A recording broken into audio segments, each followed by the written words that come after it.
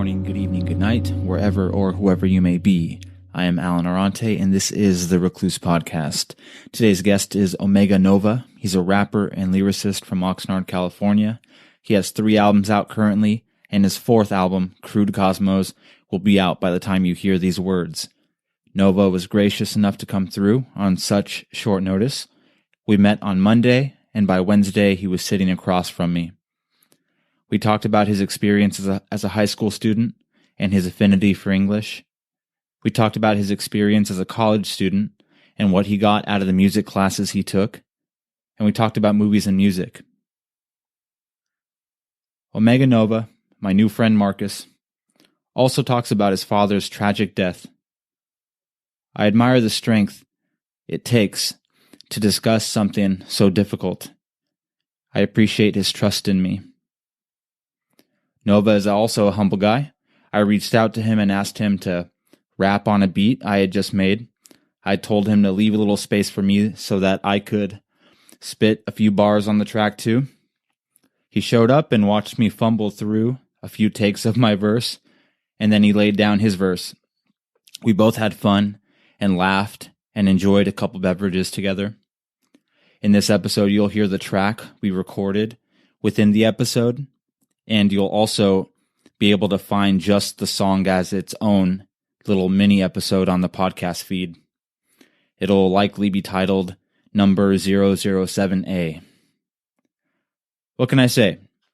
It's easy to like a guy who is willing to have fun and to sit there without judgment while someone else tries to do something new or creative. In this case, he was watching me fumble through a rap. I haven't rapped in years, and it was cool of him to not sit there with his nose in the air. I think he appreciates someone trying something. You can find Omega Nova on Instagram at omega.nova. His new album, Crude Cosmos, is now out everywhere. I'm happy to have made his acquaintance. This is a portrait of Omega Nova.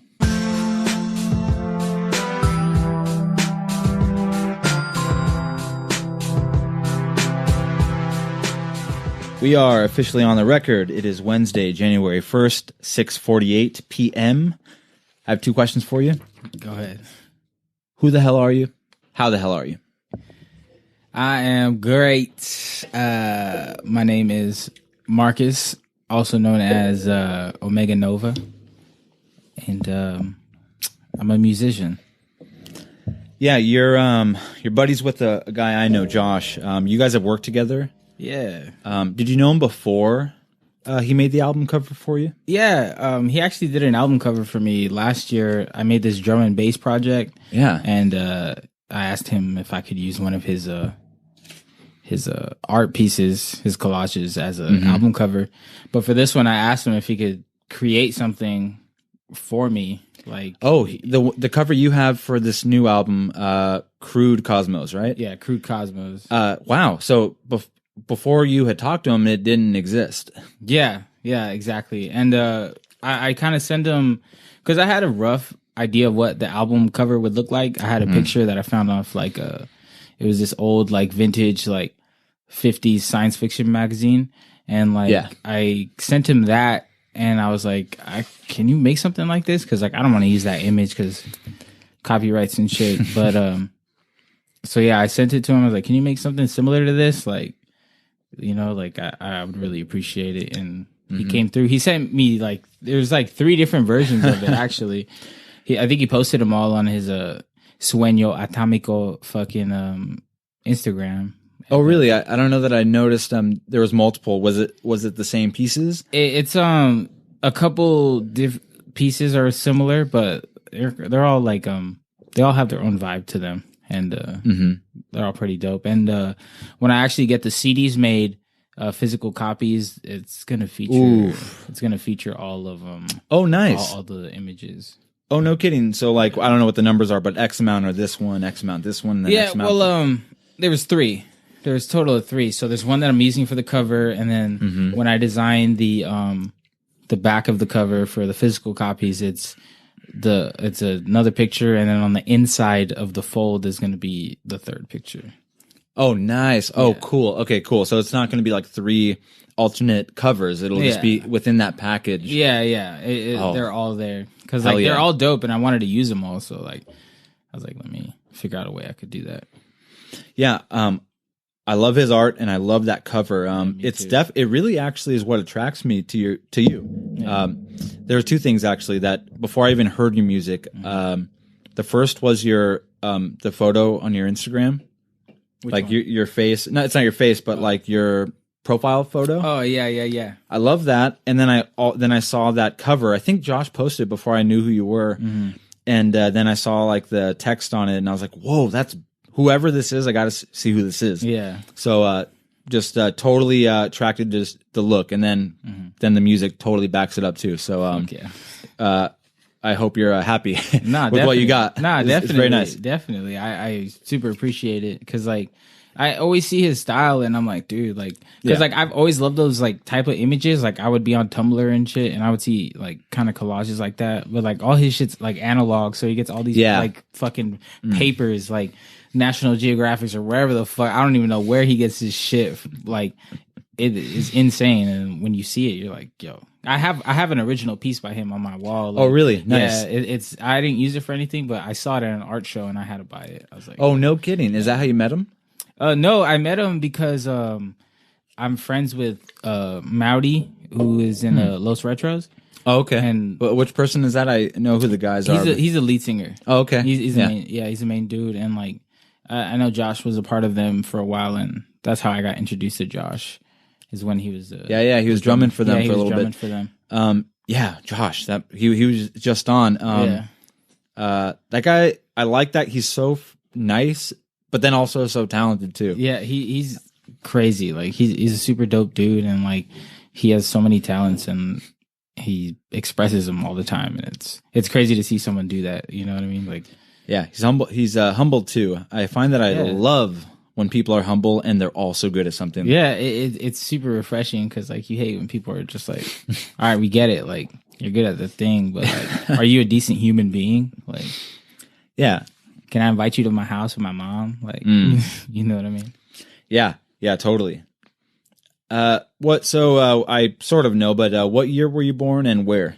I was born in 1993, which I feel was smack dab in the golden age of hip hop.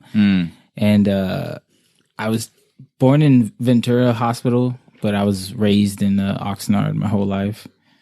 And yeah, nice. You've come away without sounding like this, eh? Like, hey fool, what's up, fool? Or did that? Because I was born in Ventura, lived a little bit in Oxnard, and was really raised in Thousand Oaks. But I know a lot of people out in Oxnard have that like little. Like an Oxnard drawl, you know? Yeah.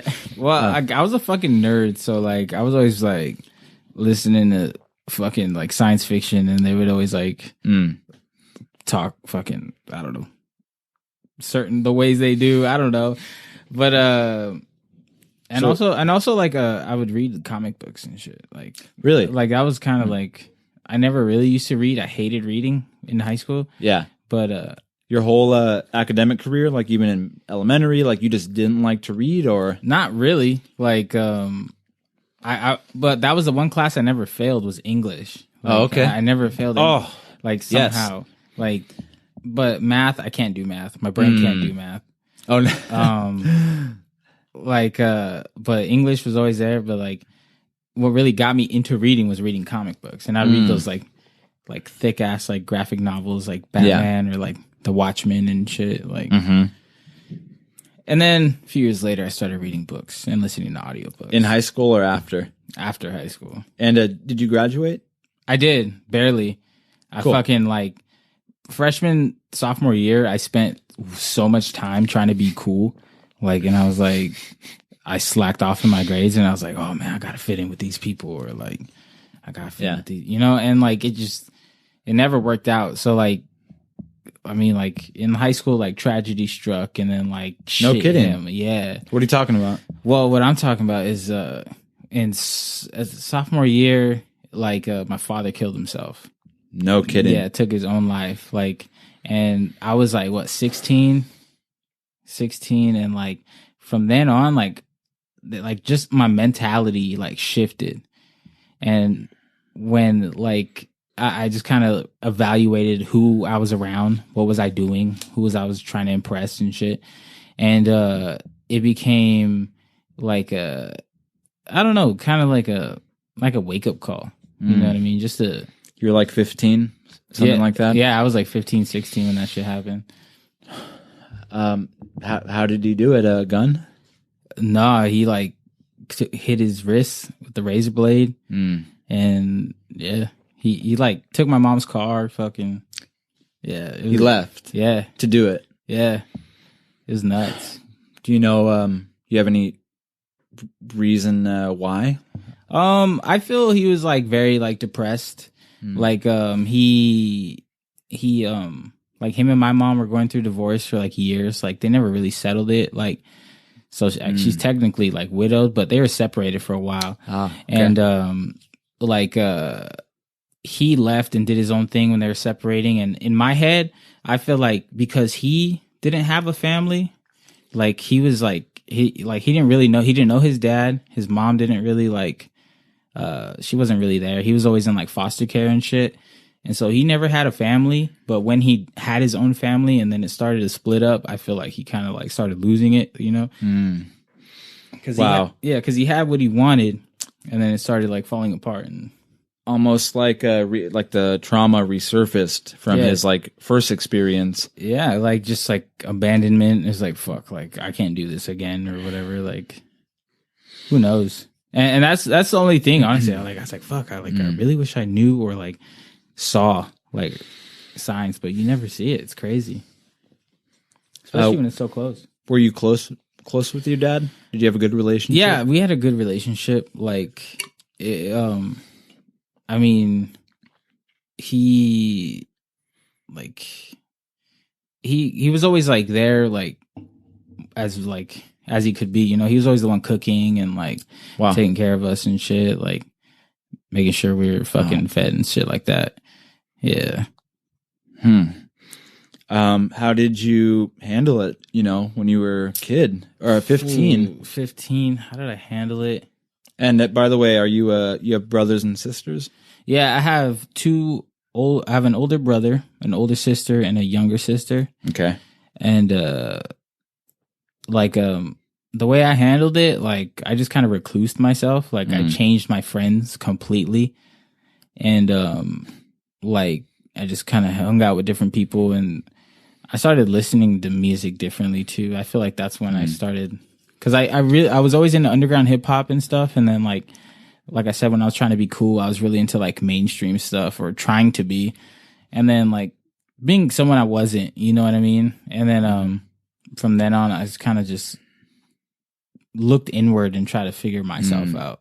And I've still been trying to do that, and like I feel like it's only been the past like year or so I was able to be really, like I was able to like to find exactly who I was, because like I mean I was in like relationships and stuff, and like I feel like in like relationships, the relationship I was in, I wasn't fully myself, you know. I was like trying so hard to appease the other person, you know what I mean?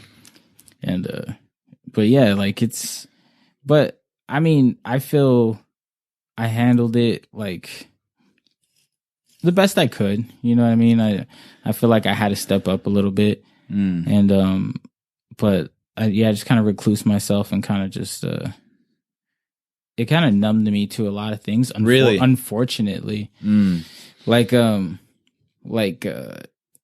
it's not. It's just like by comparison, you know what I mean? Like if something bad happened to me, it's like, oh, it's not that bad, you know what I mean? Like, right, I've had something worse happen to me.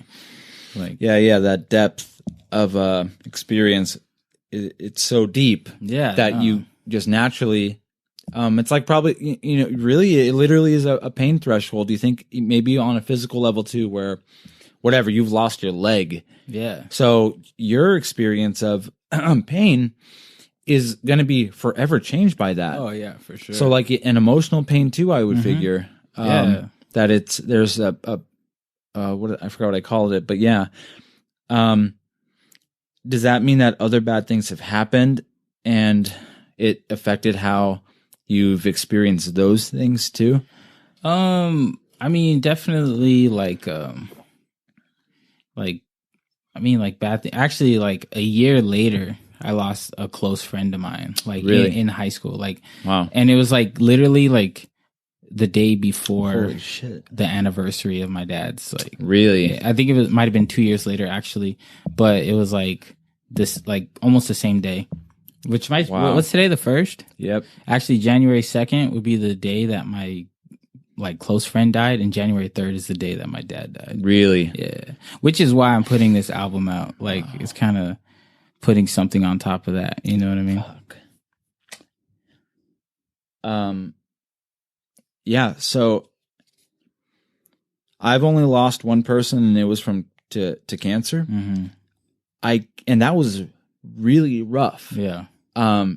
Like more so for my like mom and stuff. But so I wonder, God, how rough was that experience? Like, I mean, was it chaos, or was it sort of just a business as usual, in the sense that you just, you have a funeral and everyone's confused? Like, what was going on? What was that timeline like back then? It was like pretty chaotic. Like, it's like starting from like when my dad died, like, because like, I mean, we don't have like money like that, so coming up with money for a funeral and shit, like getting like these sweaters and stuff for like the family, and just like putting it together was hard. And like we couldn't even bury him here in Oxnard. Like we had to bury him in like Riverside, which because there's a military cemetery there.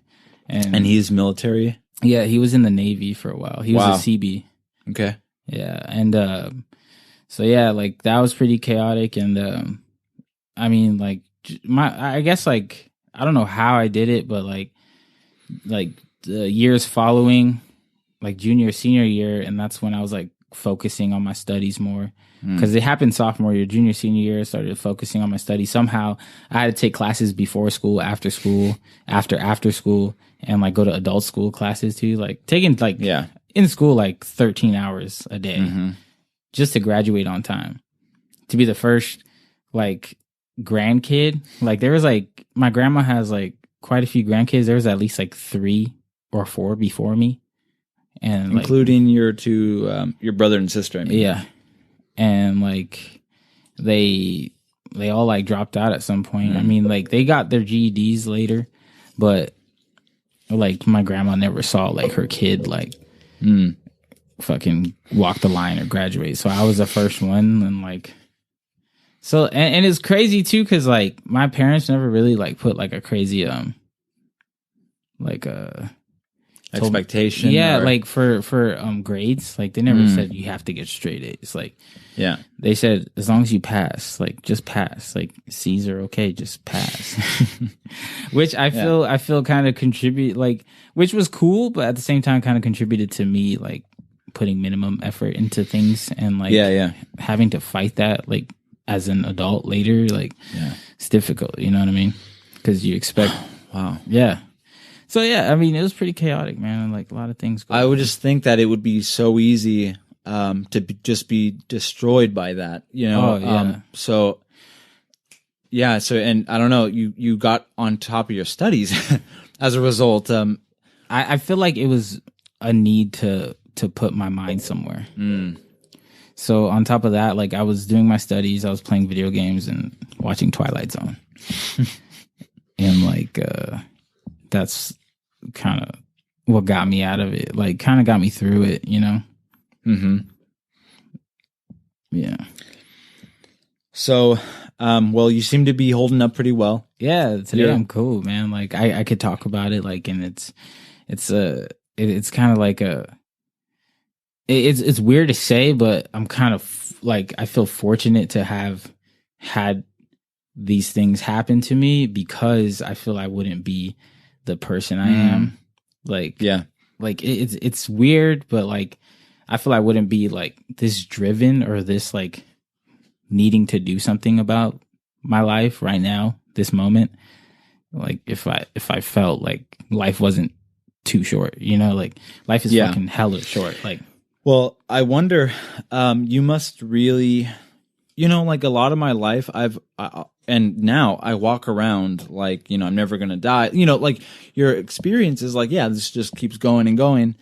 And then you lose somebody and it brings you down to reality, right? 100%. It's like, yeah. And I'm sad sometimes. When I think about it, when I think about like my grandma and like, my wife's grandfather and just, I don't know. I wonder if experiencing death, and especially in such a traumatic way, just brings you down to reality where I don't know. Do you still walk around like you're going to be here forever? Like in a way? No. Fuck no.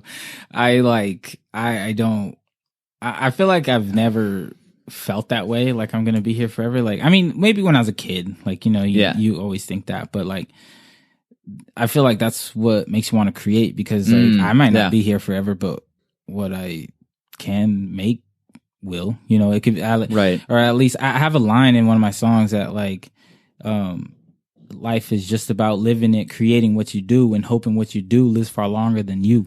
Yeah. And like I feel like that's fucking relevant, you know what I mean? Because like it's like I hope that I listen to like Big L and shit, who's like dead, like, and fucking Sub Rock from MF Doom, like KMD's, like they're not here anymore, you know what I mean? And it's like I could still be influenced by them, and like, or even Tupac said, like I might not change the world, but I might spark the mind who does, you know what I mean? Like, that's true. Like, or I mean, have you ever read the book My Ismail?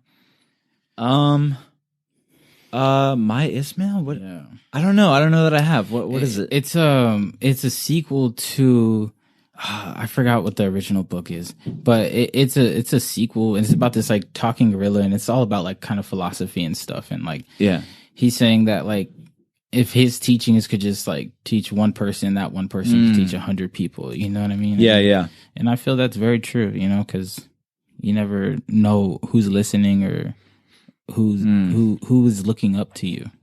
Yeah, because I have like 3 nephews and a niece, and like I feel like that has added to the way I poise myself too, you know, because like I want to be a positive role model to them. Like I want to show them like, look, you can be creative and like be successful. Like you don't have to like do that. But like, I mean, I feel like a lot of them now, like they're already leaning towards like science and math. And good. Yeah. And I mean, they all play sports and stuff, but I feel like they all have like their heads and shit, but I mean, I'm just like, I've told you, I think I'm a substitute teacher, and I see a lot of kids every week. It's a different class, different school, almost like every day, Yeah.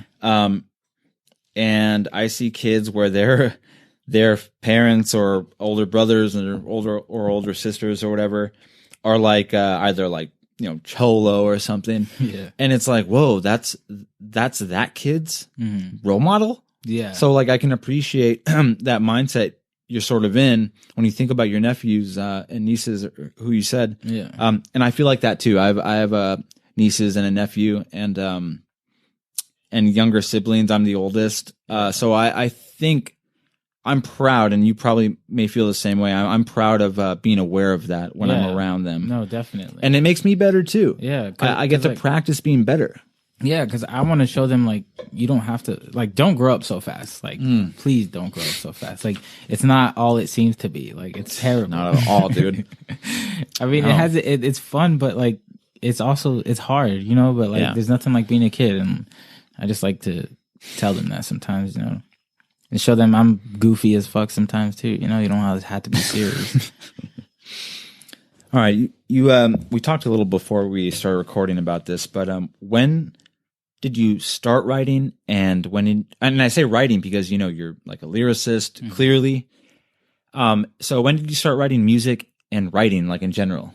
I started writing like hip hop lyrics in like 2009 in like a junior year. I was of high school.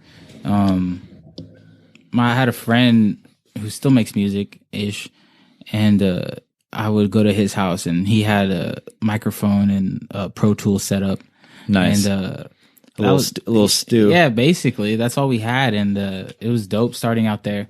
Yeah. Because I just got to be free and stuff. At that time, I was using like YouTube beats or beats from like artists that I knew, just the instrumentals. Yeah. And so I do that. I made a project of that in like 2009. And then after that, I was like, all right, if I don't blow up off this, then it's fucking, I'm not meant to be a rapper. Like, off my first attempt being and hella, it's not even out. Like, I mean, is it available? It's available on the internet. You just got to dig for it a little bit.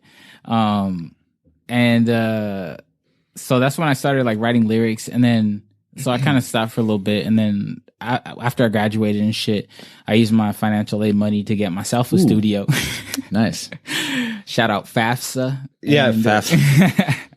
And I got a computer interface, a microphone, and shit. Just got myself set up, and then I started using Fruity Loops. That was like 2011, 2012. Started using Fruity Loops. And then once I figured out how to sample in Fruity Loops, I was like, oh, that's it. That's a game changer.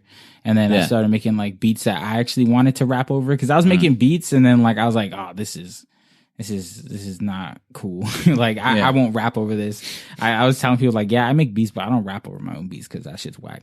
But I started making beats that I was like, oh, this is actually dope. Like I could rap over this. And so that was like 8 years ago. So rapping 10 years. Making beats 8 years, and then maybe like 5 years I've been like 5 years ago I took like a sight reading and like keyboard classes at Ventura College. Nice. And I learned a lot like about like ear training. Like we would sing sing and fucking read music, and fucking I would play the piano and shit sometimes, and it was just fun, like just learning things. But after like a couple semesters, I was like, I don't know if this is the route I want to take, because like it's really all like, I mean, there's jazz band, but it's really all orchestral and stuff, you know? Yeah, that's true. It's not really like a hip hop thing. I mean, it's not a music production class, you know? It's really like just music. But so like I've been playing like instruments probably for like 5 years.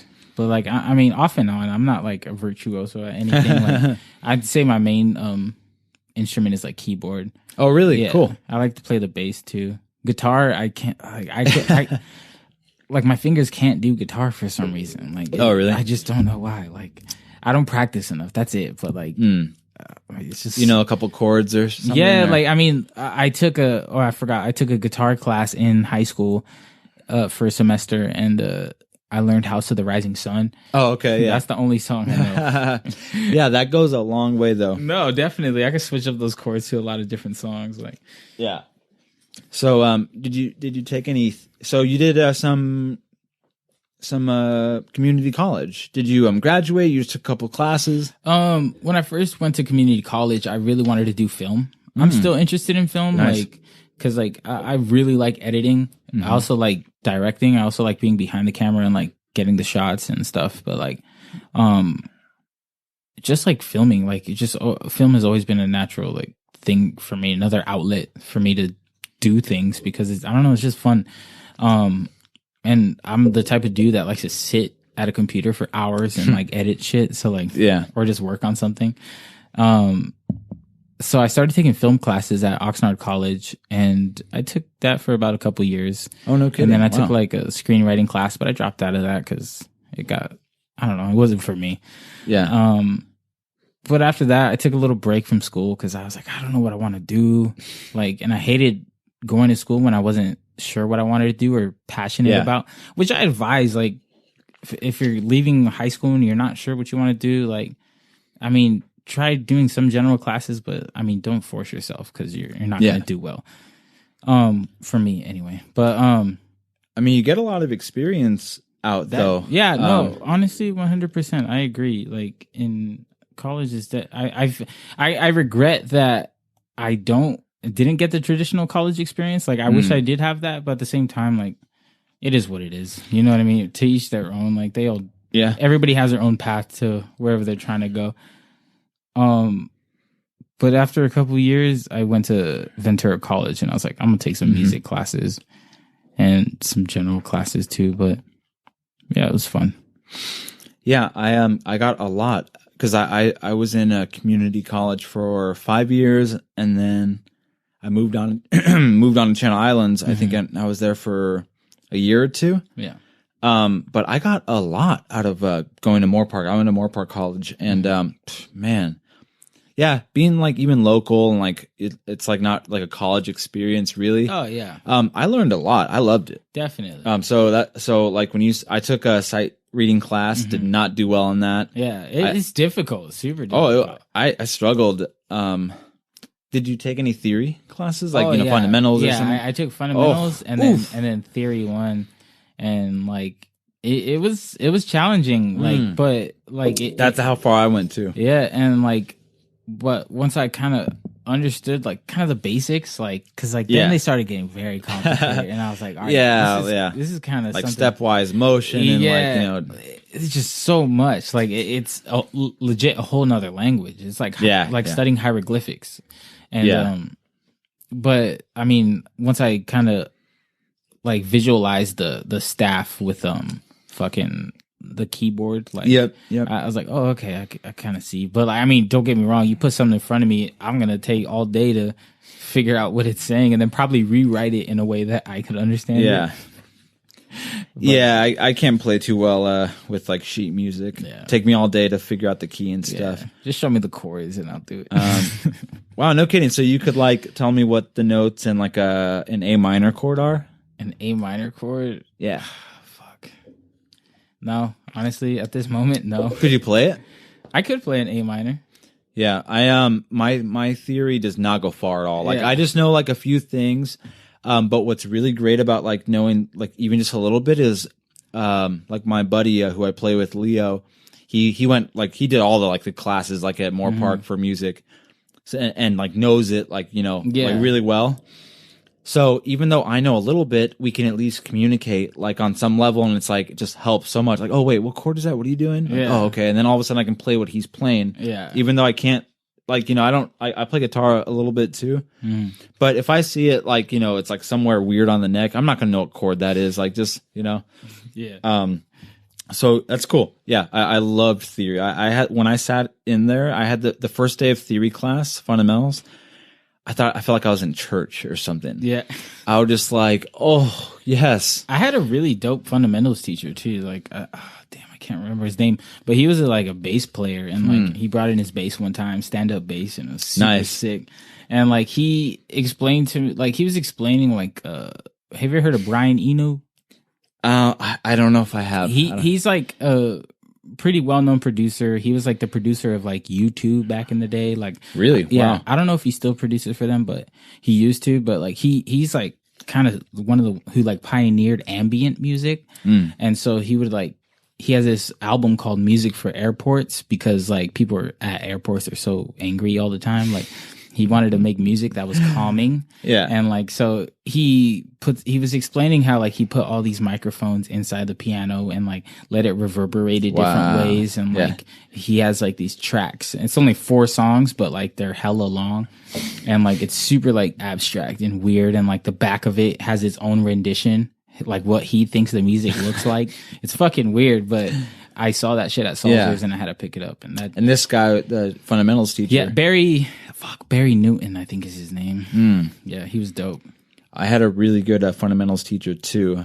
I think his name was James Song, which is perfect. He was Asian and his last name was Song, but like it's how perfect is that? Teacher, yeah.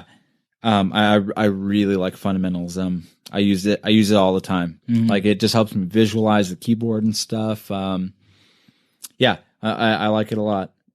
Okay. So do you consider yourself a poet, a lyricist, a writer on any level?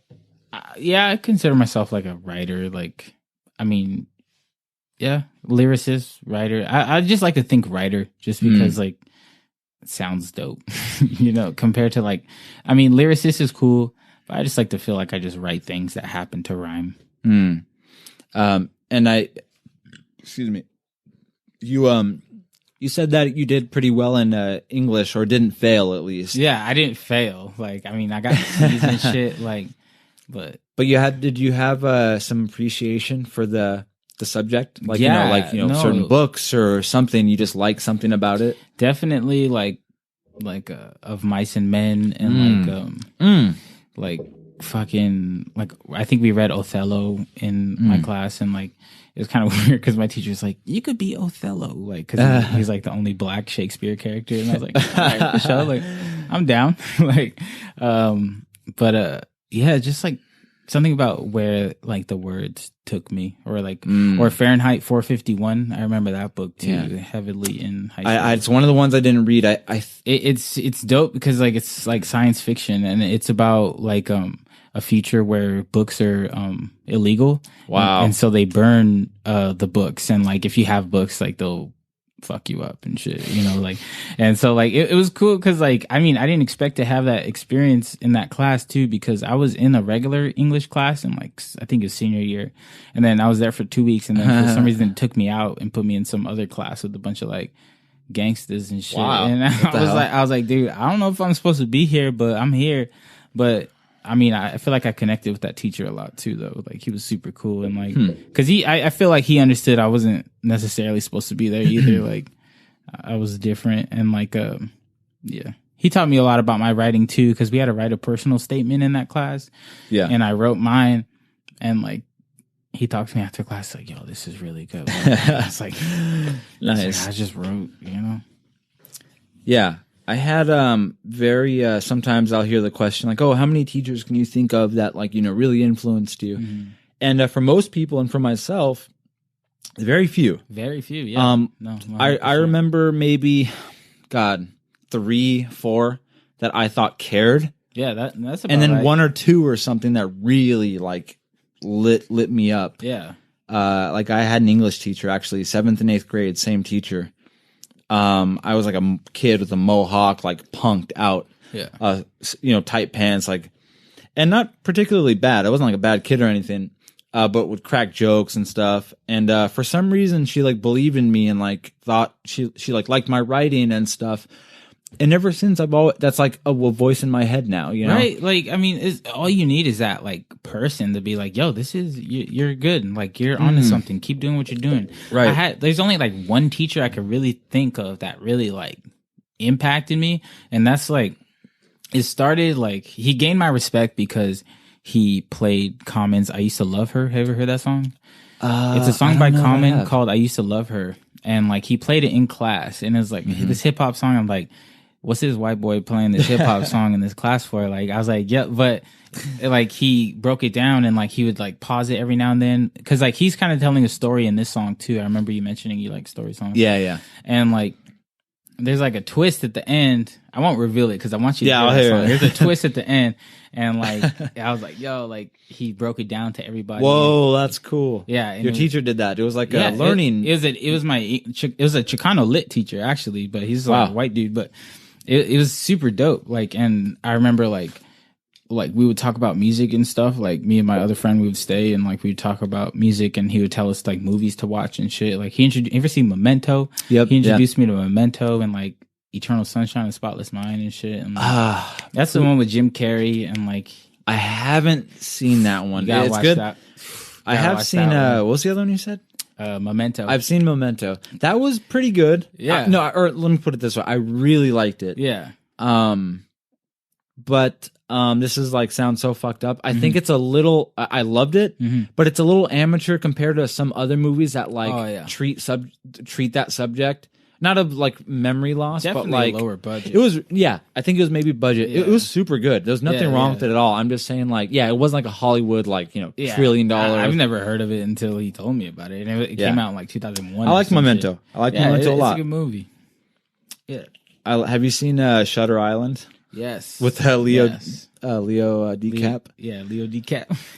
That one was good too, and I saw it, loved it, and will always feel dumb for not knowing. Like people, like, I don't know if they're like fronting or something. Like, oh, I knew the whole time. No, like, what? You didn't, dude. Like, I mean, but like when it gets pointed out the second time, you're like, oh my god, it was so obvious. Like, I know, it's crazy, but like, I really like that movie. I like movies that are trippy, which is why I really like gravitated towards like the Twilight Zone and shit. Yeah, because like, and you like cinema. You said you were like a film student almost. Yeah, like I was like, I mean, I like films. Like I have a weird relationship with films, because like I won't just watch any movie. Like Yeah. I really have to like know if it's gonna be kind of good. Like Yeah. because it's a lot of time to invest. Like, you know, Or I got to be, like, I feel that way too. And I like, if I rarely go and see a movie, like I saw Once Upon a Time in Hollywood because I love Quentin Tarantino. That's what I'm saying. I still haven't seen that movie, but that's a movie that I like would go see because I love Tarantino, which is why I watched 3.5 hours of The Irishman by Scorsese. Oh, you saw it? Yeah, I did. But continue. I'm sorry. Or no, I just so yeah, it takes a lot for me to get out the door to see a movie. But I feel the same way where I don't want to just pop a movie on. Like if I either like the direct, and you know, I'm not saying, you know, anybody should be able to just pop anything on or whatever. Sure. Like do that. But for me, and kind of how it sounds for you is I don't want to sit down and just find out if something's good. I want to like know it's like going to be. I can expect at least it's going to worth be my good. time.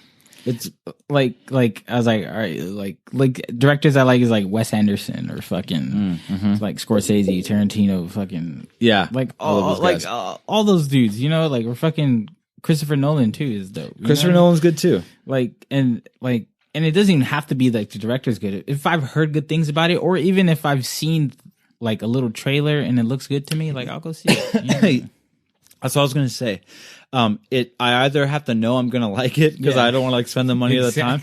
I either have to know I'm gonna like it, or it has to really wow me in the on the trailer. Yeah, like that's why I saw Joker. Like, first of all, I like Joaquin Phoenix. Yeah, Joaquin Phoenix is dope. I trust his choice of like stuff like that he's gonna do. That's mainly why I saw that movie, is because Joaquin Phoenix, is because like I know what he can do. Well, like, and I felt like what he could bring to the character was pretty unique. And have you seen it? Yeah, I have. Oh, I loved it. No, it's dope. It's crazy, phenomenal. Just like the aesthetics and like the colors and like it's really nicely done. I liked it a lot. Like let's see, I like the Joker and stuff like as a subject and character. But you know, I didn't see like the Jared Leto ones. You know, I thought they looked cool, but I didn't go out and see them. Good. Have you seen? Did you go out and see them? I have because like I said, I used to read comic books and like especially Batman. Like it sounds cliche as fuck, but I used to like read all like the Batman like comic books just because like they're the dopest ones, because like it's dark. You know what I mean? Like I wasn't really into like the kapow, the kablam, like comic books. Like Batman comic books are dark, like they have theme, like they're fucking very. It's like watching a film noir. Yeah, like it's like detective work. You know what I mean? And it's like a lot of it's psychological, especially like. There's like it's a small story by Alan Moore. It's The Killing Joke, which is like If you heard, I've heard of it. Yeah, it's a short story, but it's really good because like it just kind of gets into like the psyche of like the Joker and the Batman and like what their relationship is. You know what I mean? It's fucking crazy. Like or like The Watchmen. Have you seen the movie The Watchmen? Is that no, I haven't seen it, but what's like the premise? Is it a group of people? It's like a group of superheroes, but at this point in time, superheroes are like outlawed, and it's during like the Cold War and shit. So like people are like skeptical of like the heroes and shit, but it's like has a lot to do with like there's a lot of message in there, a lot of like content, and like it's just nice to like digest like people's ideas and stuff, you know, especially when they're really like well thought out and like just interesting. Oh man, you know what I mean? Like the Joker, that's what I loved about the Joker. It was done so creatively, you know, and I don't know if it's an original like take. I don't, like you said, like or you're discussing like other takes. I don't know if they're like the one they just put out. No, this is like something original. Oh, okay. This is probably like an amalgamation of like little things, but like from what I could see, it's pretty much original. I really loved how they did it. It was so like real and like whoa, like dude, society just like fucks people, you know, straight and up. But I liked how they introduced like story details. Like for example, they show you. Well, I'm figuring it's not a spoiler now. If you haven't seen it, you should have. Spoiler. So spoiler alert. But when I think there's a scene where the one of the henchmen kills Bruce's father. Oh yeah, kills the parents. Yeah. But it was actually really cool how they did. It was like it must have been no, it wasn't even a flashback. It was like at that time. Yeah, it was period. during that time. Yeah, and so all of a sudden you see how that intertwines with this whole story we just learned about. You know, he is indirectly the cause. Joker is indirectly the cause, you know. But it's like, is it his fault? Like, and so all these like cool. I love how they integrated the story points. Yeah, I fucking loved it. Honestly, like if the DC movies start doing shit like this, like they're gonna be better. Because truthfully, I'm not a fan of Marvel movies. Like I don't go see Marvel movies just 'cause. No, you know, I they're cool, but I don't either. Like I get it. I'm just not gonna go see it. Like I'm not gonna pay like $15. No. Like I know they're cool. Like I'm sure if I sat there, like I'm gonna enjoy it. But yeah, and it's just like I'm not really a fan of those characters. Like anything. Yeah. Like it's just to me, it's just not worth it. Like I get it, but it's no. But like if DC does like this like dark like psychological shit, like because that's really how they are. Like their series is pretty dark. Like no fucking kidding. And like if they just stick with that and stop trying to copy Marvel, they'll be cool. Yeah, because they're just trying to do like let's throw some jokes in here, you know? But they let people do what they do, like they did with fucking Joker. Yeah, crazy. So there's a song on Nimbus. I listened to Nimbus today. Yeah, I liked it all, but the thing I can't forget is that hook where it's what's the song called? It's called "In the Sun." Yeah, and dancing in the sun. Yeah, that hook is the thing I remember the most. So did you? I assume you wrote that. Yeah. You were saying you made the beats too on Nimbus. Yeah, like from scratch. Yeah. So like if anything, like there's probably some songs that have like a drum loop. Oh, okay. But everything else I did the instruments on. Yeah. I think like "In the Sun," does it start with a synth? Yeah, synth. I really like that tone. Right. Where'd you get that tone? GarageBand. Really? Do you know what it's called now? Because that's a beautiful sound. I don't remember, honestly. I have to look back. Oh, really? Yeah. No, it was like a couple years ago. Man, I'm gonna have to find that. It was a great tone. If I find out what it is, I'll let you know. I will. How do you think about Nimbus now? It was 2018, right? 2018. Yeah. I mean, that's not even that long ago. Does it feel like an old record to you, or? Yeah. Really? Yeah. like what I'm putting out on Friday feels like an old record to me. Really? How long have you been working on this new record you're about to put out? Probably since I put out Omega Nobody in July last year. Wow. Okay. Yeah. And I had this project done in October, but I was like just sitting on it for a while. Like I was like, I want to release something. Oh wow, you've been sitting on it for a little bit. Yeah, I had it done in October, and I was like, I want to put something out in 2020, and it was like spacey, so it was like, yeah, you know what I mean? Like it just worked out. Yeah, and I was also just waiting to get like cash for like physical copies and shit. You know what I mean? Because like, I want to get those manufactured and start slanging those. Will these be the first physical copies you've ever made? No, I made physical copies last year with Omega Nobody. Oh, okay, cool. I had copies and then I sold out, and then I ordered another batch and then sold out. Yeah. Oh, nice. Yeah, nice. I want to get more because like I wanted to do a limited run, but I was like, that's kind of dumb. Like, you know, I could just sell them at shows and stuff. You know, people want to buy stuff. Like people like having physical things. And yeah. I wish I could get records, but that's fucking expensive. I know. You know what I mean? I know that would be tight though. That's what I'm trying to get on a label for. You know, that's probably the only reason why I would want to get on a label. It's like, please give me a record. Like that's it. So you were saying on Nimbus, you wrote a lot of the beats. On the next record, which is Prometheus and Bob, right? Which actually came out in 2016. Oh, wait, what was first? That Prometheus and Bob was first. What? Yeah, that came out in 2016. I uploaded it and like I couldn't figure out the date thing at the time. Like, wow. Yeah, so that came out in 2016. Wow, that's crazy because I listened to pretty much all those three records, and with the mindset that Nimbus was first, and then Prometheus, and then Omega Nobody. It's a little weird. Wow. Okay. Interesting. Because Prometheus is so there's a lot of songs on that. Yeah. Like 13 or something, and it's like super gritty. So you those beats from Prometheus are samples or Those beats from Prometheus. All right, so Prometheus and Bob is actually a collaboration project between me and this guy who's my producer. His name's Moth Moses, and like he's my friend. Well, like I used to live with this guy, and like we had our own like music studio, and we would like make beats all the time and like make music all the time. And then like this was kind of towards the tail end of that. I feel like this is kind of putting it all together, and like so he's making all the beats on this project on Prometheus and Bob. This guy Moth Moses is making all the beats, and I'm doing all the rapping on that one. Oh, really? Oh, he's not rapping at all. No. Oh, okay. It's just me rapping on it. Prometheus is heavy. Yeah. It's stacked. It's like verse after verse after Yeah.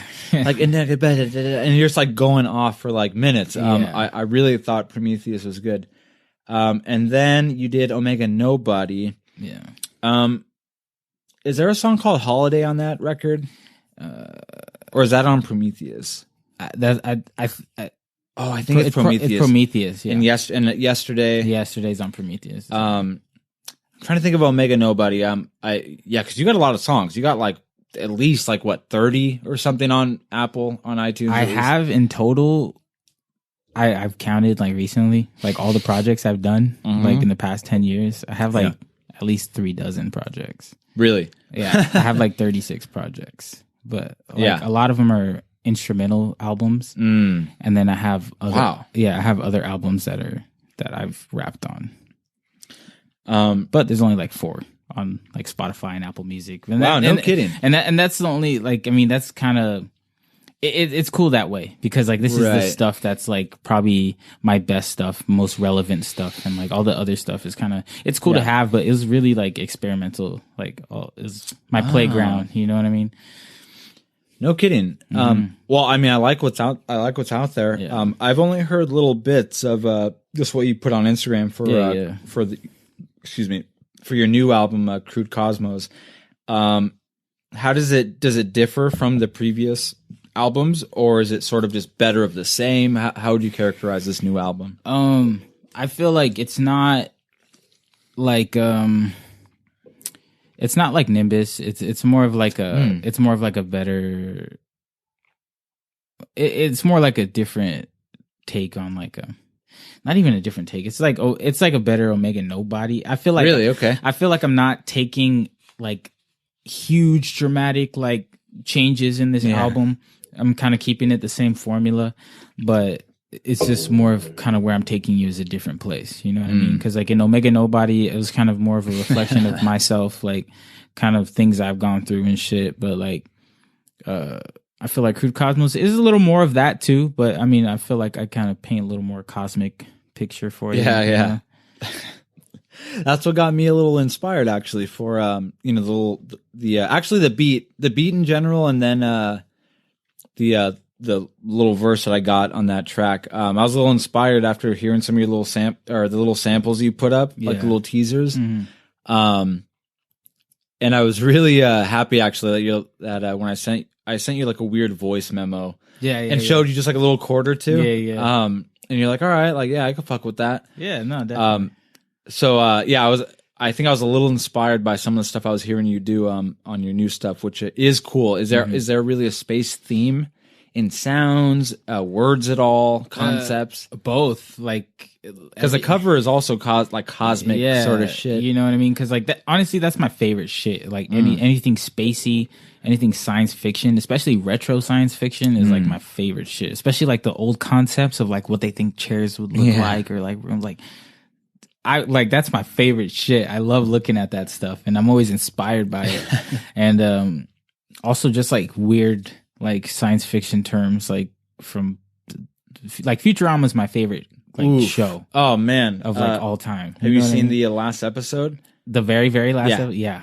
That thing amazing. Brought me to my knees like a little baby. Oh my god! How good is the last? I mean, I actually like the whole show, but it's fucking great. Like the finale. It was the perfect send off, and I was. It really was, because like that show got canceled like 3 times. Oh, and then like that was like the last time they got canceled, and I was like, fuck it. Like I was like, I'm okay. Oh my God. Like it just hurt so bad. Like right. because like you go for so long with these characters and like it's very nice though. I love it. The ending, which I'll try not to ruin, but like I'll say this: I love records and shows and movies and just like works that can cycle itself, like in this sense. Like for example, this band that I really like, Between the Buried and Me, progressive metal among like all these different genres, but this album they did called Colors, it's beautiful from cover to cover. It's like so awesome, like there are themes and stuff, but like you could play it the way that record ends is how it begins. Yeah. So it'll loop into itself. And the finale of Futurama, which I won't say details about it, has that element. Yeah. And it's just so beautiful how they did and it. You're like, yes. And it's like just comes full circle. Yeah. And you're just like, yes. You just start over after that finale. Yeah, and exactly. you're happy. Yeah, and you're good, Jay Dilla has an album like that. His last album that he made. What is that? Is it rap or? Jay Dilla is a producer. He was like he's a very like underground like legendary producer, and like his last album was called Donuts, and like donuts referring to his love of donuts, and also like the record, like the songs, like he called them like donuts, Yeah, and so like it's a whole album of instrumentals, and like they're very like short, but they also like they pack a lot of like emotion in it, because he made this album like on his deathbed. Wow. He was like, he's dead. He's dead. Yeah. Wow. He died in like 2006. Like he was on his deathbed, like with his MPC, like making beats, like in the hospital and shit. And like it was like the last album he put out. I think it came out maybe like the day before or day after he died or some shit like that, when it finally came out.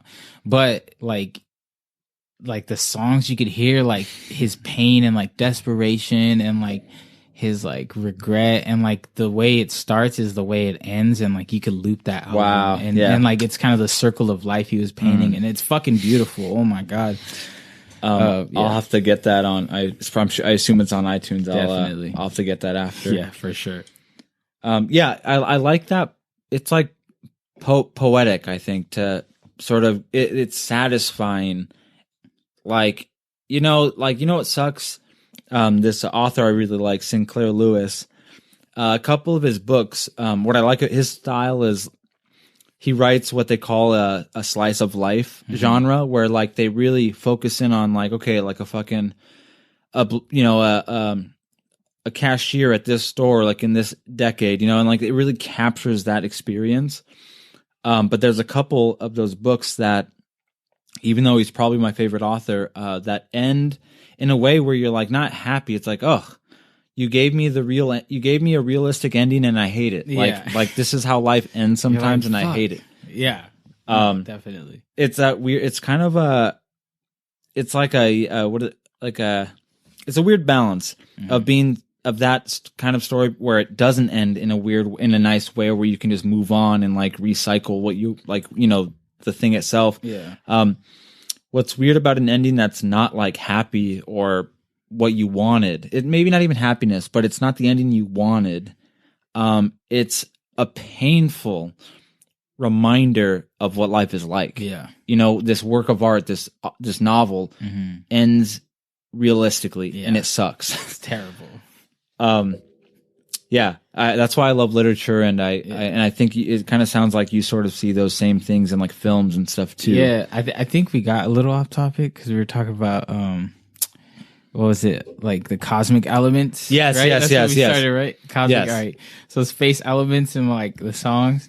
I use like I said, like inspirations from those shows and shit, and like just like the words, like so check it. I'm only in dimension for a second, and I got this microphone, so I guess I got to wreck it. Like, like hell yeah. It's just like dimension. You're saying the word dimension. Like, I mean, it's not a lot of spacey words in there, but throughout the album, you'll notice them, and like it's just little sprinkles of like things that I think about. Like, because a lot of my raps, like, I won't really know what I'm rapping about until like I finish the verse. Like, I'll write the verse and like I'll analyze it myself and be like, what am I really saying here? Like, because like it'll sound like nonsense, but I'm like, oh shit, like this is happening in my life. Like, this is my way of getting it out. Like, that's interesting. Like, or like, or like I'll write some perspective of like something I didn't see before. And I'm like, oh, that's interesting. Like, and it's cool like that. Cause like, I feel like I discover I learned about myself through my own writing. Like, yeah.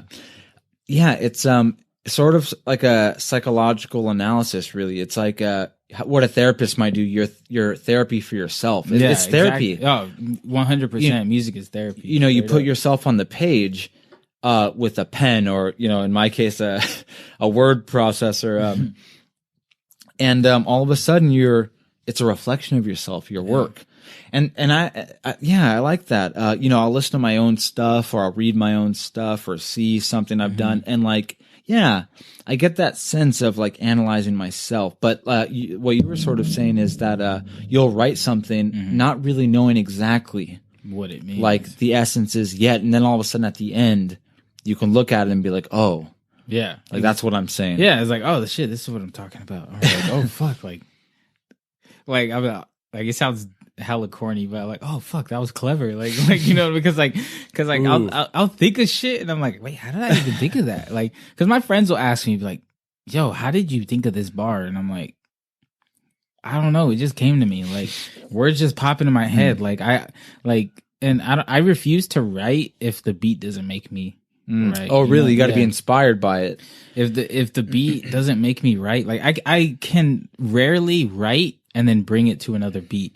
I can sometimes, but a lot of times the beat has to like make me write.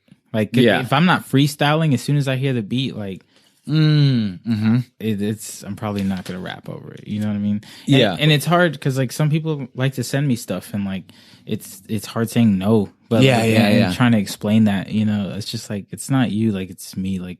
I can't, like, it's dope. I just can't see myself rapping on it. You know what I mean? Yeah. Sometimes. But, yeah. What were we talking about? I don't remember. Well, we should, let's hear back what we did today. Oh, yeah. Let's hear that track. Let me play that back. Yo, new year, new me. What the fuck you thought, the turn of a decade? It's just superstition, astrological sickness. But at least it's a day for us to reflect on all that we've done, all the decay. I don't give a fuck what they say. It's about what you do. If you're my dog, I'm with you through and through.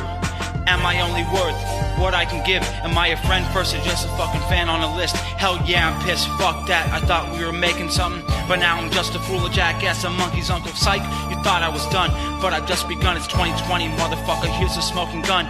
I'm about to drop it on you like a plate of lasagna, cause I'ma host ya, and then I'ma toast ya. But first let me roast ya, like I'm a toaster. I'm about to split like a cell and fucking mitosis. Trying to write a rap, but I can't find a pen. Searching the world's end, and I never pretend any facet of this vast imagination. The son of Satan, just waiting for him to break in. I'm making the time, taking what's mine. Your hating aligns my escape through the blinds. I ain't faking the shine, cause you know we keep it popping. Ain't no stopping, cause failing is not an option. We mob Colossus, music filling up the rockets. I'm not your hot list, but motherfuckers know I got it like sickle cell sermons to entertain the masses. Even I can see that behind shattered glasses. The pimp's bad bitch whose life seems the most savage, the most damage, no hope to float manage. I'm an artist, so I guess I'm an attention whore. Find me on the Instagram or your local record store. You expecting more? What else do you want from him? Beam inside his mind so you know just what the target is. Pride the mic at his hands, at his damn sarcophagus. You hear it claim his soul, then just say it with some confidence.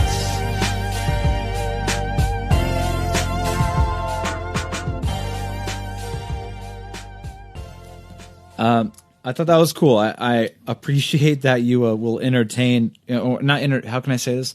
Like, when I ask something of my friends, I'll say, humor me. Will you just like try this with me real quick?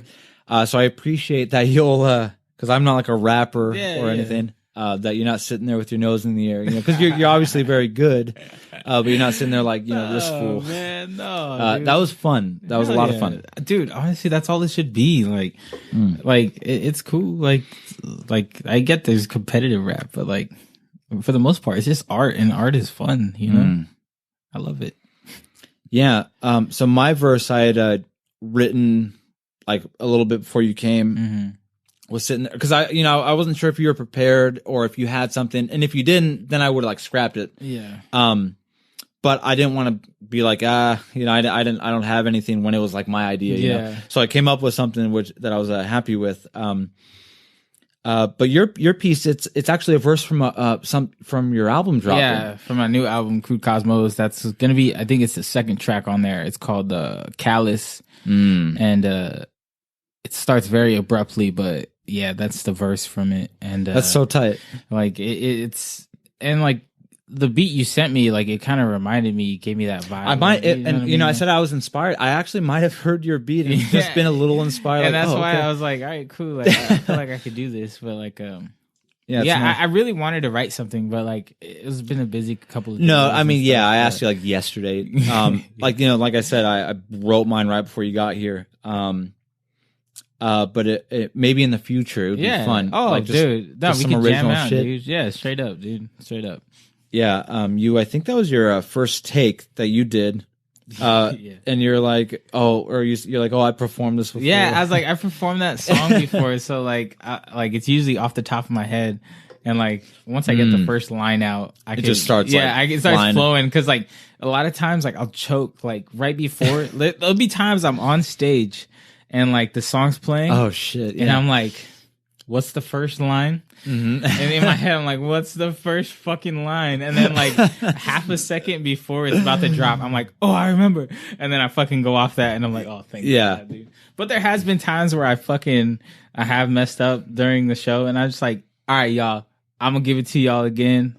Let me bring this shit back. Yeah. And like people are down for it. You know what I mean? Like, cause like, I mean, I made myself look like a fool a bunch of times, but if you're not down to make yourself look like a fool, then hey man. And performance not for you. What makes someone cool sometimes is how they react in that situation. Yeah. If you like mess up or something, who's going to be the cooler? What's cooler? Flipping out, throwing the mic down, like, acting, feel like looking like a, like a dip. Yeah.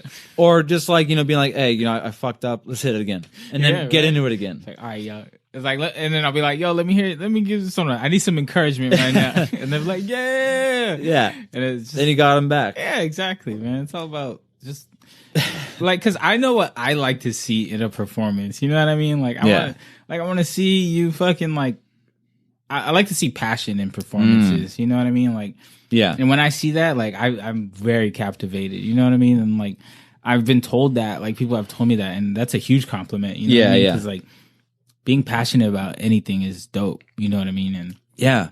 And see, I'm trying to learn that, like, we were sort of talking about this earlier. Sometimes I'm quick to judge, like stuff, people, projects, whatever. yeah. But I'm trying to practice that stepping back, just to appreciate that hard someone's not to, like, because people are fucking dumb, dude. Like, yeah, sometimes it seems ahead. whack. Sometimes it's whack as hell. Sometimes, maybe I'm even a little like envious or a little threatened. Like, whoa. That too. Yeah, no, definitely. But I've been trying though. I think it's maybe natural to feel that way, but what counts maybe is even if you feel that way sometimes, at least, you're willing to reflect. Yeah. I try that at least to reflect and be like, it's not so bad. I was kind of a dick. I thought of that a little harshly. Yeah. Immediately. Because some people don't do that at all, Yeah, no, definitely. And there's a lot of people walking out here with their fucking heads cut off like chickens and shit. Like they don't know what they're doing, and it's sad sometimes, like when people have kind of no direction or something, and like. But I mean, I don't know. People find some solace in it, but some people. Yeah.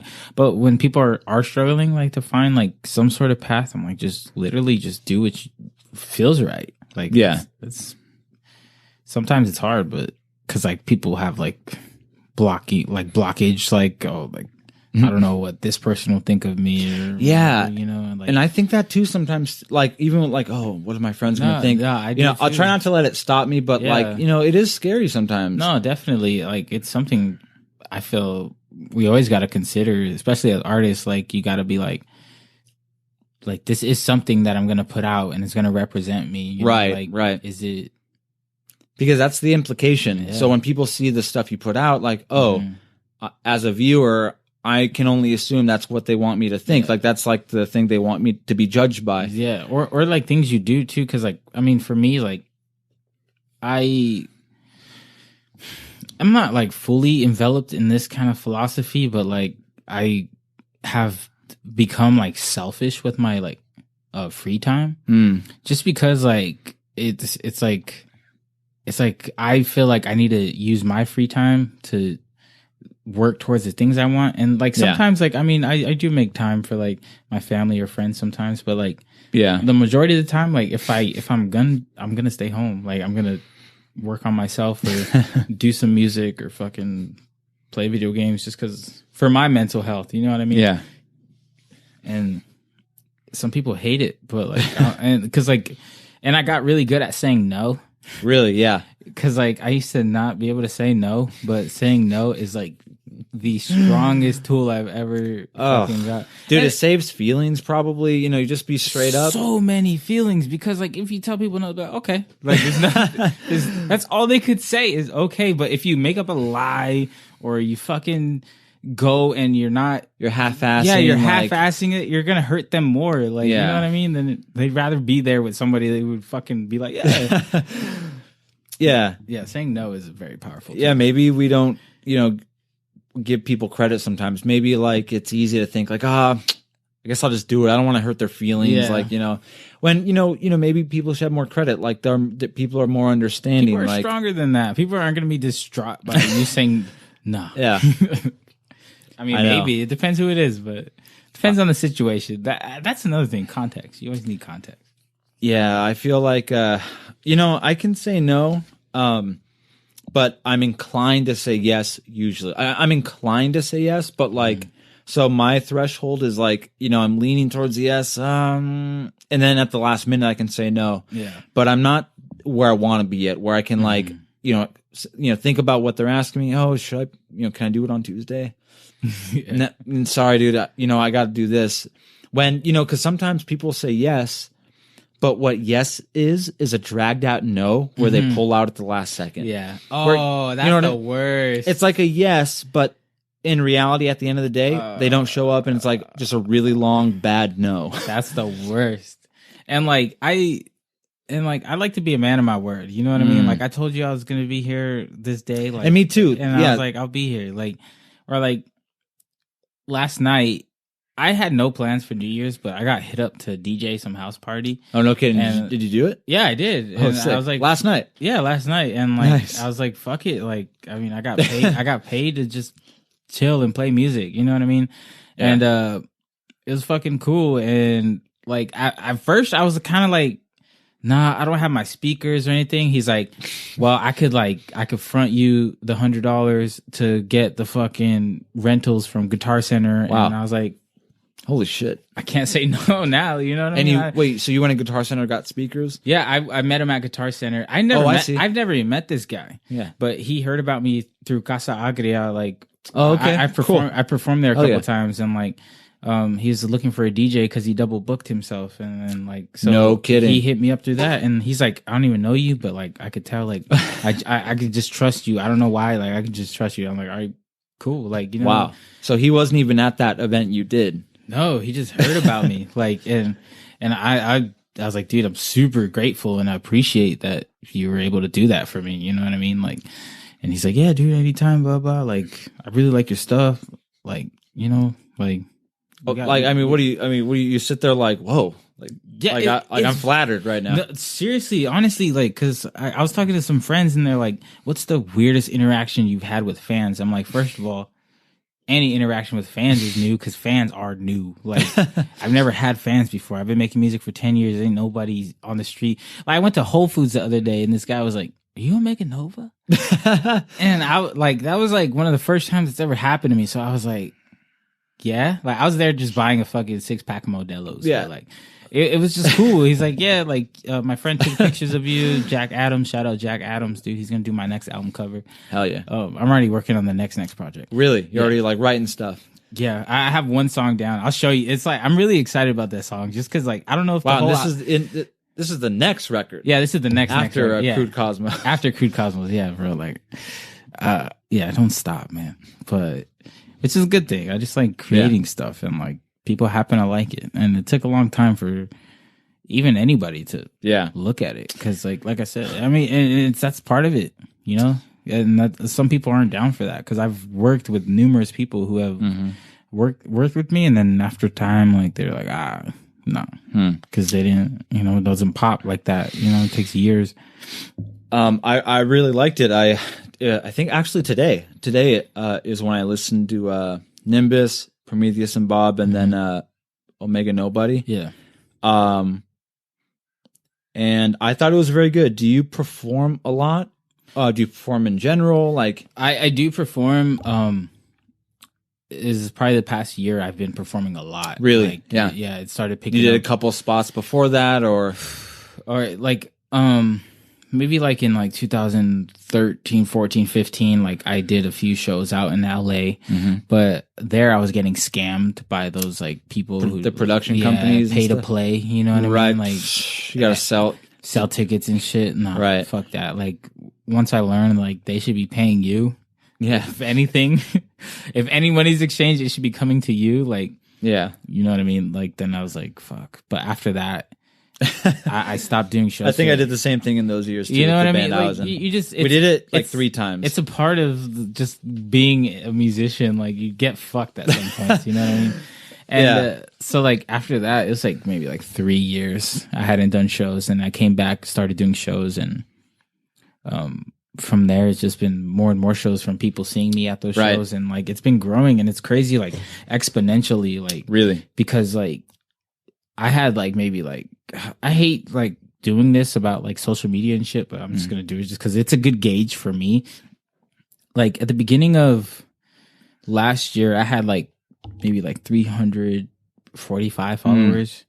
Yeah. At the end of this year, I had like 1,100. Wow. And like with you not having to work, because you could finesse like Instagram, you follow people, they'll follow you back. Yeah. But you're saying you were just getting just getting follows, like just traction out of nowhere, and like I was like, yo, like what's going on, like, and my goal of last year was to hit 1,000 followers by the end of the year, and fucking went 100 over, like nice. So, and that was before Crude Cosmos started to push that a little bit. Was it before that? It was before I pushed Crude Cosmos when I hit 1,000. Yeah, and then so I just started pushing Crude. I feel kind of terrible because I feel like I kind of not really like flopped the release, but like I had plans for the release. Well, like a show or like no. Well, like I wanted to have all the merch ready and stuff, and like have it all at once. But I was like, the longer I sit on this music, the longer it's gonna take me to make my next project. And so, right, like, dude, that's like a poison, dude. Exactly. All of a sudden, everything like starts falling apart, and it's like I was like, no, I got to get it off of me. You can't, like, and that's probably smart. You don't want to wait too long. Yeah, exactly. And too long, just it ends up being like people don't give a shit anymore. You know what I mean? Especially if you because I didn't like I only started following you recently, but say for example if you're hyping it like 3 months ago, like hard, and then you just wait, then you still don't drop it, still don't drop it, exactly. still don't drop it. So I think I'm sure it was wise. And again, I was I took notice just from like the images. I was like, whoa, like what is this? Cool. Like I just really love the cover. So I hope that you were saying that the drop you want to have a little more going on. I wanted to like have the CDs ready. I'm gonna do like cassette tapes, like nice. Of like Crude Cosmos, and obviously I want like t-shirts and stuff, just merch to have, like, so like when it's dropping, like, hey, if you want to copy it like physically, like I have it. That's what I wanted to do, because that's kind of how I did last one, but just money, it's just being an independent artist, like you just got to figure out when's good for you, when you could do shit, and I didn't want to put that pressure on myself, because like it's unnecessary pressure, because it's not like I need it, like people could still hear it, but and it's also could work in by people having a little time to like hear it, give people a little time, and then decide if they actually want to buy a physical copy. You got any shows lined up? Thinking about anything? I got one show lined up. Might have a second show. I'm not too sure about it yet, but one show in January for sure. I think it's the 18th, but it's in Santa Maria. Oh, okay, cool. And that's the second time I'll be performing in Santa Maria. Like they've been putting together a lot of shows out there, the Chicano Renaissance, and like this dude Leo, like he hit us up. He's hit me up and like other bands from out here to go perform out there, and like it's gonna be like a little festival out there. Hell yeah, it's gonna be super sick, dude. And they got a lot of love for Oxnard and shit out there, yeah. And it's super dope. Like when I went out there, they loved it, honestly. Like because they came down here to see me a couple times. Like there's like, or me and a couple other bands. I don't want to just say me. That's ugly. But they came down here to see me, and I like sold a couple of them some t-shirts, and like when I went up there they were wearing the Omega Nova t-shirts, and I was like, damn, it felt cool, you know what I mean? Like it's just like people are listening, you know, and it feels nice, you know, to be heard. Yeah, I think it's gonna be tight. Have you played in Ventura? I have played in Ventura a few times. I played at the Tavern. Cool. I did Artist Brew, or cool. Yeah, I think that's what it's called. Artist Brew. Yeah. I did Artist Brew 1 month last year. Yeah, last year, or like this 2019. 2019. Yeah, I did. Okay, cool. I did one there, and then I performed at Bombay's. Nice. So far, so good. Yeah, right. What else? Yeah, Bombay's is tight. Tavern's tight. Saloon. Oh wait, I haven't performed at the Saloon, but I've been wanting to do more shows. And like I perform it at the Concrete Jungle a lot. I saw the video. Was it recent? Maybe. Or which one? Or I think like you posted. It's like not that old of a post, but it was at Concrete Jungle. Oh, was I wearing a red jersey? I think so. Yeah. Yeah, that was a show where they had Vast Air from Cannibal Locks. The Cannibal Locks is like a dope like underground artist too. Like they're very spacey. They have this album called Iron Galaxy. It's pretty tight. And the album's called Cold Vein, and the song is called Iron Galaxy. It's super tight. But they're also very spacey and shit too. Like, so I really fuck with that. But he came to Concrete Jungle through this guy Santos. He has a friend who has connections with him somehow. But yeah, they had a show, and then Santos asked me if I could open up. Like, and I was like, "Fuck yeah, are you kidding me?" So I got to meet him, and then One Below. I think his name is One Below from. He's from Black Star? No, not Black Star. He played Concrete Jungle? No, he didn't play. He was just there. Damn, wow. I forgot where he's from. But yeah, it's two like underground legends. And like they both gave me props, so that that felt nice. You know what I mean? Like two people I've listened to before. Like, so do you, when you like play a place like Concrete Jungle, do you just pop in like an aux or something? And you have your beat? I have my laptop. Like a lot of times, like they'll ask me like, "Oh, do you want to give the DJ like a flash drive or something?" Oh, okay. And I'm like, no, because like I like to control the music. Okay. You know what I mean? Like I've had times where DJs control the music. Never works out. They always play the wrong songs, or they're fucking. Oh. I've had DJs like play song after song like without giving me a break, and I'm fucking running out of breath, and I'm like trying to rap, and I'm like, fuck, dude, like chill. Yeah. So like I just like to be up there and like have my own shit, and then like I could call an audible on the track list if I want to. If I'm not feeling a track, like I'll be like, or I even tease the audience too. I'm like, y'all don't get this one today. I'm gonna play this one, and then they'll be like, all right, for sure. And I don't know. It's just I just like to interact with the crowd too, just talk to them.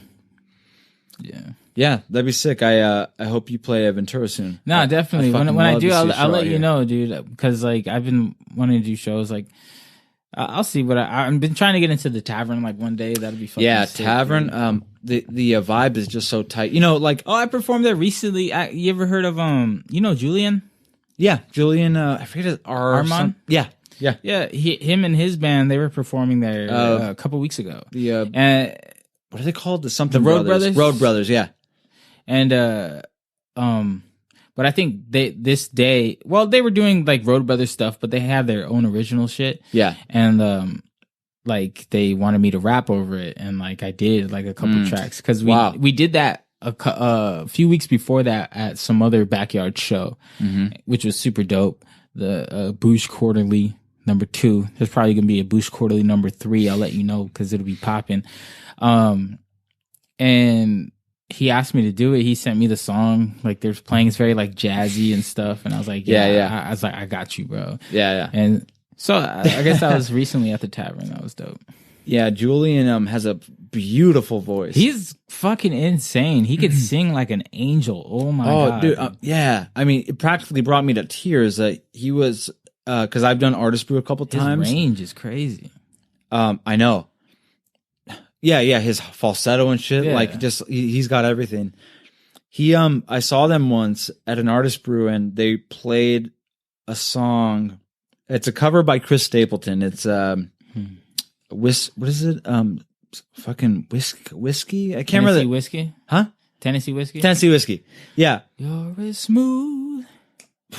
dude. They played it one night, and Julian killed it, dude. I stopped what I was doing. Yeah. I didn't know who he was. Never heard of them before, but fuck. so it was just coincidence I was there or something. The way it worked out, and they started playing that, and my body I couldn't. I had no control of my body. My body just started walking to the front. You're like, I have to see where this is coming from. And it was really fucking beautiful. Yeah, I was inspired. I went home that night wanting to make music. He's super dope, dude. Whenever I hear that dude sing, I definitely want to up my singing chops. You know what I mean? Because I'm like, fuck, bro. Yeah, me too. I came home and started trying to sing and shit. I try to sing now, but one of those guys where you see him and you're like, whoa, you're fucking good. You make me want to do that now. Right? He's super talented. And he's humble too. He's a nice guy. Yeah, super nice. When you talk to him, just a gentle guy that's not gonna you just can't even imagine him saying something hurtful to you. No, you know? not at all. I admire those kind of cats where it's you can't even imagine them hurting your feelings because they're so thoughtful with your so how you feel. Considerate. Damn. I know I'm all out too. I think that we could talk for so much longer. Mm-hmm. I think we should for sure do this again sometime. Yeah, definitely. Dude. Your album's about to drop Friday. This will be out Sunday. So your album will have dropped by the time this is out. It will have been dropped. Yeah, some grammar. Put some grammar on y'all. So your album will drop, and then this will be out on the Sunday. Yeah. Crude Cosmos. All streaming platforms. Omega Nova. Omega Nova is my name. You can follow me on Instagram. That's where most of my stuff is, on Instagram. Wait. Omega.Nova is my Instagram name. Yeah. And I wonder, I'm sure it's the first thing too when you pop that in. Yeah, when you type in Omega Nova, it'll just be there. I think we should do this for sure again because on an artist level it's really fun, but we broke into film, and I had no idea that we would get into that at all. So that just tells me that we can probably talk about a lot of shit. No, definitely. So last question I have for you. What's up? Omega Nova. Who the hell are you? Omega Nova, I am a rapper, artist, musician, whatever the hell you want to call me. I'm a dude who makes music, and I love what I do, and I hope you love what I do as well. And if you don't listen to Crude Cosmos, that's fine. There's people that will listen to it, and they're not missing out. You might be, though. But yeah. Just peep me out. I'm a cool dude, I guess, sometimes. Omega.Nova. Peace. Thank you, man.